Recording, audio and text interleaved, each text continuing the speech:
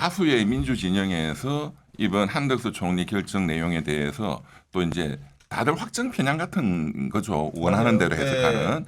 그래서 너무 또 낙관적으로 해석하는 게 있어서 제가 그것도 좀 그거는 말 그대로 좋은 말씀인 것 같습니다. 네, 네. 주의 경고를 그게 해준다는 뭐냐면은 우리 조갑재 선생님도 또 그런 이제 낙관론, 똑같은 낙관론 네. 뭐 하던데 이게 두 가지인데 이번 한덕수 총리 그 결정 내용에 한덕수 총리 쪽 변호인들이 주장을 했는데 그 결정 내용이 안 써버렸어. 그 두 가지. 그러니까 내란죄 부분, 뺀 부분에 그거를 뺀 거, 그거를 문제 제기를 했는데 전혀 다루지 않았어. 다루지 않았다. 예. 그다음에 이제 수사 기록의 증거 능력. 맞아요. 네. 예. 이거 제가 처음부터 너무나 심각하다. 이거는 형사 사건은 공소기각으로 다 석방될 수 있고 이거는 그냥 이것 때문에 각하될 수 있다. 네. 공수처는 별로 안 중요하고 이제 검찰의 수사 기록. 그렇지. 그게 이번 헌법재판에 가장 다 들어와 중요한 있죠. 거잖아요. 네. 이게 수사권이 없으면 그냥 휴지야. 그렇지. 검찰의 수사권이 없어 이렇게 되면 이거는 휴지. 증거가 못 돼. 다 버려야 돼. 그냥 법정에서 온 증언 갖고 해야 되는 거예요. 그리고 또 동영상. 사실은 동영상만 봐도 끝나는 거지만. 그렇지. 그렇지만 어쨌든 그리고 굉장히 중요한 게 2020년에 그러니까 5년 전에 형사소송법이 개정이 됐어요. 그게 혁명적으로 바뀌었는데 그전에는 경찰에서 피해자 신문 조서 꾸미고 한 거는 맞아. 법정에서 아니 나 그거 증거능력 인정 안 해요 하면 없어. 휴지야. 뜻인데, 근데 검사가 작성한 조서는 그것도 없어요, 이제. 이거 인정 못해요 이러면은 이 새끼가 그 검사님이 작성했어 임마. 이거는 무조건 인정이 돼 이랬거든요. 근데 그것도 경찰처럼 휴지다 맞아요. 하는 게 2020년에 개정이 이거는 지금 정말로 중요한 변화인데 그런데 헌법재판이 형사소송법을 준용하도록 돼 있단 말이에요. 그러니까 측은 내부의 경론 중에 이게 가장 또 심각한 경론일 거라고 네. 저는 당연히 생각합니다. 예. 그렇기 때문에 이 증거능력 부분, 증거능력을 날려버리면 각하가 되는 거야. 아니 근데 진술조서에 대한 채택은 재판부가 판단해서 결정하는 거잖아요. 그렇죠. 그러니까 그러니까 내부에서 싸우고 있다 이거지. 예. 예, 이 증거 채택 그것도 여부를 헌법 재판관들끼리 다 이미 변론 과정에서 정리된 거 아닙니까? 말을 했지.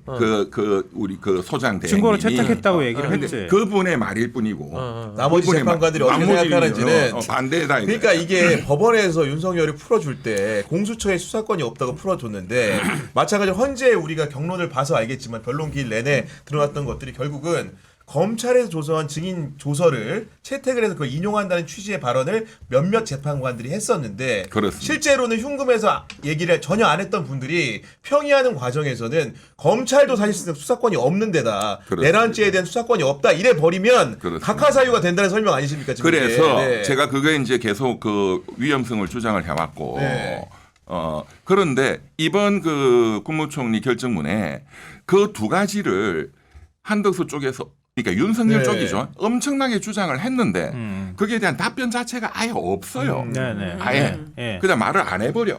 그러니까 이제 그거를 낙관적으로 생각하는 민주진영 쪽에서는 네, 해볼 필요도 없으니까 안 했지. 이거는 말도 안 되는 거니까 그러니까 윤석열이도 말도 안 되는 거야라고 결정 났다라고 해석을 많이 하셔요. 네. 근데 저는 그 해석은 틀렸다고 봅니다.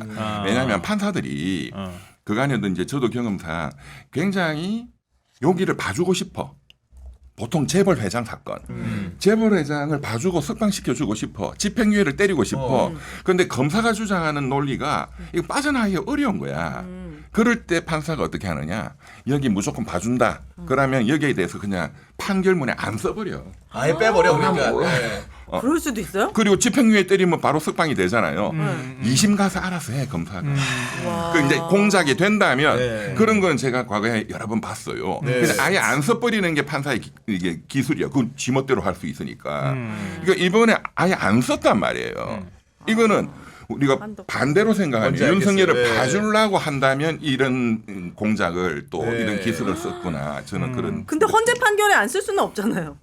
헌재 판결에 윤석열 파면할 때 뭐 이런 거 그건 판결을 당연히 이제 거긴 그때 써야지. 들어가야 거긴 되는 건데. 넣어야 근데 이번에는 안 안 써버립니다. 썼기 때문에 그런 말씀하시는 거고. 그러니까 예를 들어 기각하고 뭐 각하 의견이 둘이 있다거나 기각 한 명이 있다거나 이런 식의 그러니까 완전히 다 기각하기는 어려울 거 아니에요. 그 방금 전에 말씀하셨던 그러니까 이제 사유로 절차가 잘못됐다 해서 각하 의견이 이제 제가 보기에는 3명이고 세 명 다 각하를 얘기할 지금 것이다. 각하로 정리를 하고 있을 거라고 봅니다. 네. 기각으로는 도저히 승부가 안 되기 때문에. 어려워.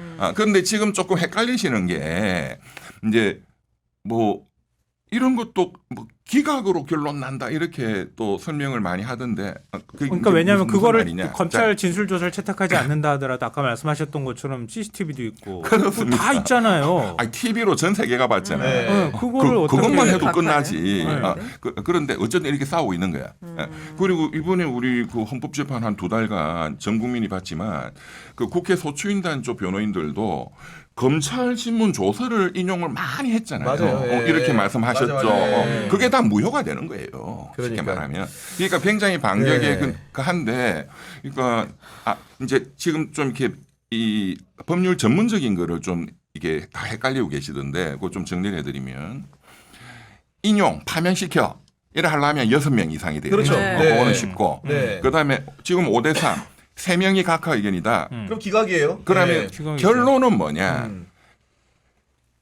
판결 주문을 각하한다 이렇게 하려면 과반 5명 이상이 돼야 그러니까, 되거든. 맞아요. 그러니까 지금 5명이 안 되니까 각하는 안 되고 네. 인용하려면은 6명 이상이 돼야 되는데 네. 5명이니까 이건 안 되고 그러니까 네. 그냥 결론은 기각으로. 기각인 거죠. 주문에 그렇게 쓸 수 있다는 아우 끔찍하니까 말씀이시고. 입에도 올리지 말아요. 지금. 그런 상황인데 하면 무조건. 이런 판국 속에서 우리 여론의 지표를 좀 살펴볼 필요가 네. 있을 것 같습니다. 오늘 한국갤럽 여론조사가 있었는데 발표가 있었는데 정당 지지를 묻는 질문에 서두에 소개시켜드린 대로 민주당 지지율이 41%, 국민의힘이 3% 기록해가지고 양당 간 격차가 무려 8%포인트 벌어졌습니다. 어떤 신호로 봐야 됩니까?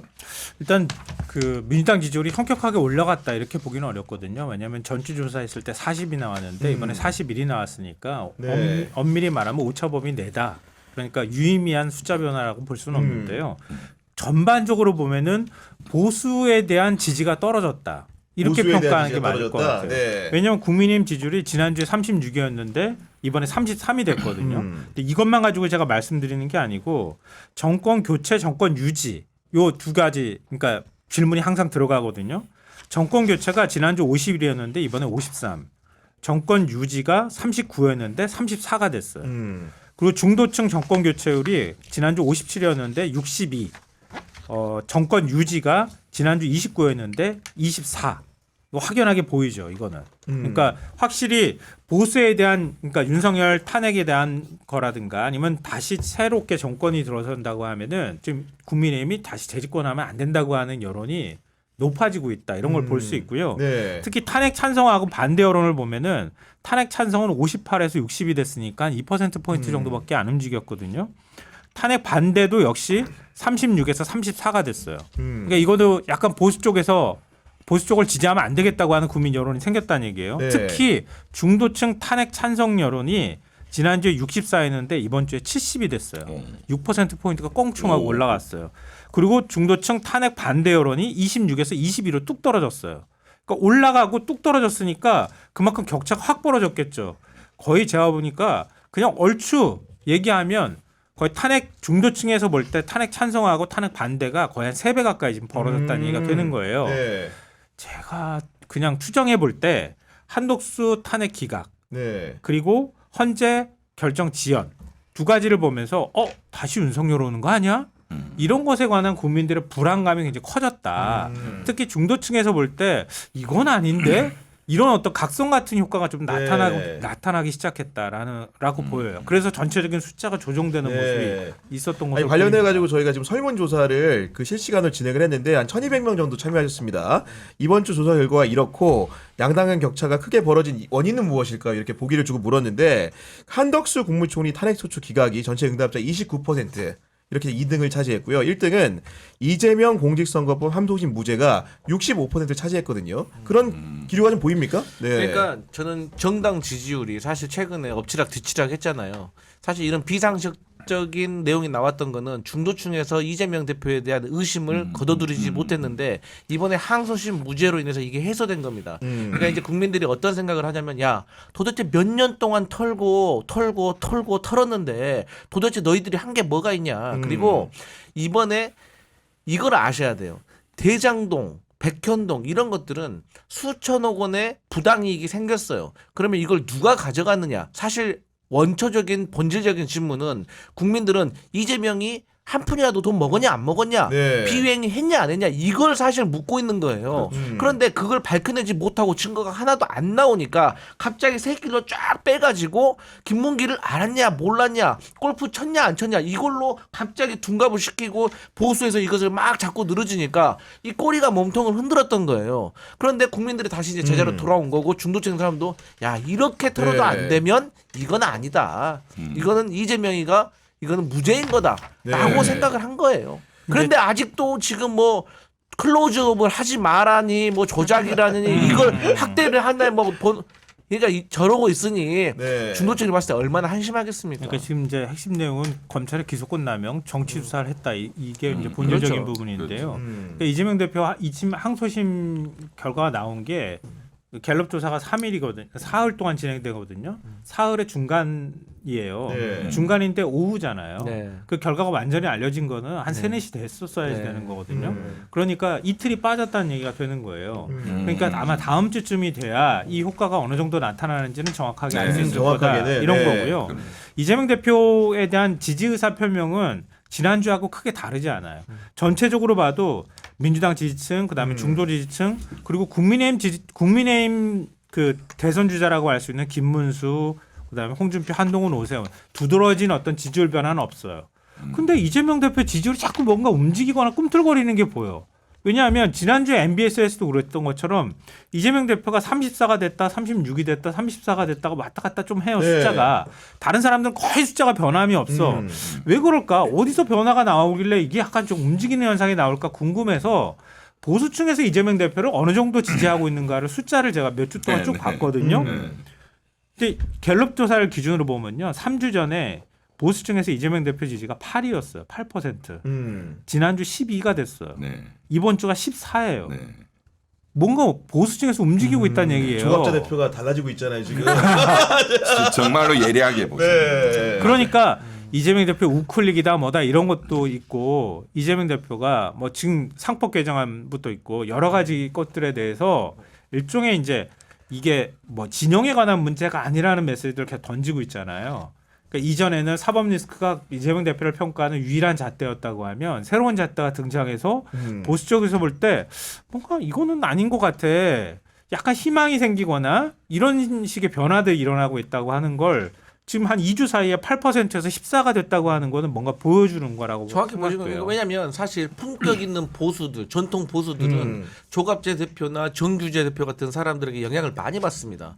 근데 정규재 대표도 이재명 대표 무죄 나고 나서 뭐라고 했냐면 이재명의 무죄가 확인되었다라고 했어요. 근데 이 네. 확인의 의미가 내가 왜 확인이란 말을 쓰냐? 처음부터 본래 무죄. 무죄였기 때문이다. 그러니까 네. 맞아요. 야. 깐도 안 되는 거 가지고 기소한 거 맞아. 솔직히 법조인이면 양심 걸고 얘기해야 돼, 진짜. 그리고 이제 그 배경적인 측면이겠지만은 진짜로 보수 논객들이 이제 돌아선 이유 중에 하나는 이번 계엄 사태가 결정적이었던 것 같고 더군다나 이제 곽종근 전 특정사령관 같은 경우에 이런 얘기 하지 않습니까? 얼마 전에도 이제 법원에다가 군사법원에다가 15쪽 분량의 의견서 냈다는 거잖아요. 그 내용인 즉슨 뭐냐? 대통령이 진실을 가리고 부하들을 거짓말쟁이로 만든다. 그러면서 단도직입적으로 묻습니다.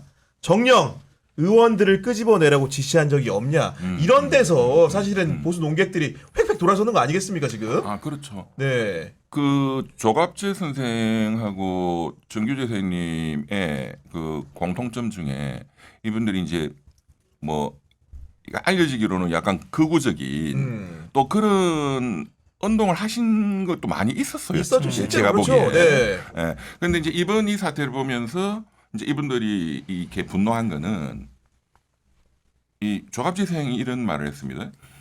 박정희도 쿠데타를 했고 전두환이도 했지만 국회 안에 군대를 투입시킨 적은 없다. 국회 밖에서 막았지 땡극으로. 국회 안에 군인이 들어간 것은 이거는 용서가 안 된다. 그 굉장히 예리한 지적이거든요. 그렇네요. 네. 전두환 때도 박정희 때도 국회 정문을 그냥 빨리 봉쇄, 차단해가지고 네. 딱 지키고 있는 거지 못 들어가게. 네. 그런데 안에 난입을 했잖아요. 네. 총 들고 그것도 최정예 부대가 이거를 용서하는 거는 이 보수 특히 이제 조갑재 정교수는 이제 반공보수라고 이제 봐야죠. 연세가 그렇죠. 6.25 그렇죠. 예, 전쟁을 맞습니다. 또 예. 거치고 그러니까 반공 및 자유 이거를 다 짓밟는 새끼다. 또 반공도 이번에 미국하고도 알려주지도 않고 미국이 지금 민간 그러니까 국가를 미국도 몰랐어. 북한이 예. 그냥 뭐 이제 전쟁 일으키려고 헬기가 맞아요. 그냥 보통 통신을 하고 막 높게 떠라 이 전쟁을 아니 우리가 전쟁이라면은 정통 그 반공보수들은 김일성이 때려잡. 쳐들어와야지. 네. 네. 지금 김정은이가 너무 착해 어떻게 보면 안 넘어와. 이게 전쟁을 일으키는 놈이야. 네. 그러니까 이거를 용서해서는 안 된다 절대로 이제 이런 말씀이시죠. 이게 그러니까 우리가 계엄이라고 하면 평시계엄이라는 게 있을 수가 없는 거잖아요. 그건 경비계엄 얘기를 하는 거지. 그 경비계엄 정도 될 정도 상황이면 나라가 온통 폭동 상황이 돼야지 가능한 거니까. 근데 이런 식으로 전국의 비상계엄을 선포하는 거는 사실 전시상황 아니면 불가능한 거잖아요. 근데 미국이 볼 때 전국의 비상계엄을 선포하는데 우리한테 얘기도 안 해줘. 그럼 한국에 가지고 미군 주한미군이 뭘 하겠다는 거예요. 맞아요. 네. 말도 안 되는 일을 한 거잖아요. 그러니까 미국 입장에서 이번에 뭐 민간 국가 얘기도 나오지만 제가 볼 때 이거 영향 안 미쳤다고 하면 거짓말이에요. 그럼요. 이걸 어떻게 한국을 믿어요? 이거지. 그러니까 전 미국 국가안보보좌관 셜리번 네. 그분이 엄청 세게 말했더만 맞습니다. 미칠 새끼라고. 맞아요. 네. 네. 그런데 또 미국은 이제 그거를 통보 안 해주고 이렇게 해서 전쟁이 터지면 그 가족들의 안전이 굉장히 맞아요.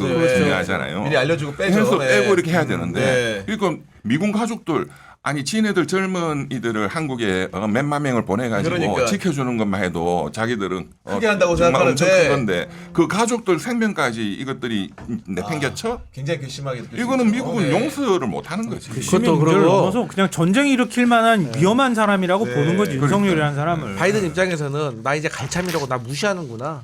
그렇게 그러니까. 생각할 수도 그렇죠. 있어요. 그래 알겠습니다. 너도 한번 예. 민감해져 봐라 하고 민감 국가 시작했어요. 지금 나는 발언님이